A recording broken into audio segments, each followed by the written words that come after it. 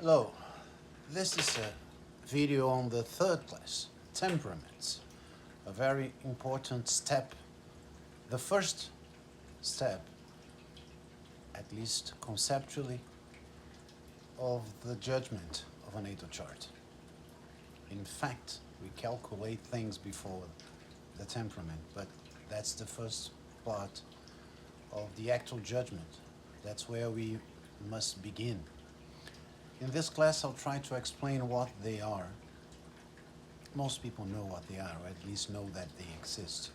But more than what they are, where they are in the human being, in which part of us they are, which parts of us they influence.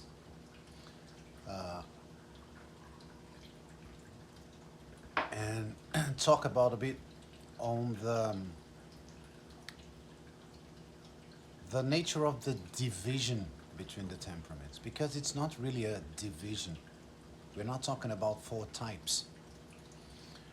And that's where the fun really begins. We're beginning to see charts.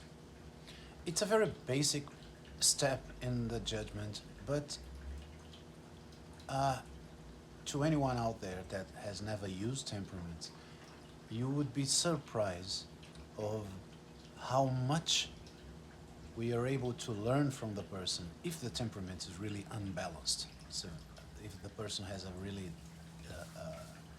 well-defined temperament, which is not always the case, but if the person does it, of how many things, how much we can say about the person just by assessing that and comparing the chart in general to that. There is some reason for that, and it's not as good as you might think, but borrowing something from the class, the reason for that is that temperaments are bodily, are from our body. They are, in a sense, part of the most animal part of us, and we behave according to that part much more than we think we do. But that's it. That's a short video because there's not much to say.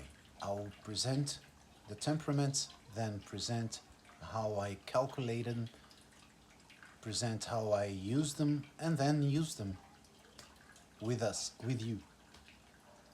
See you soon.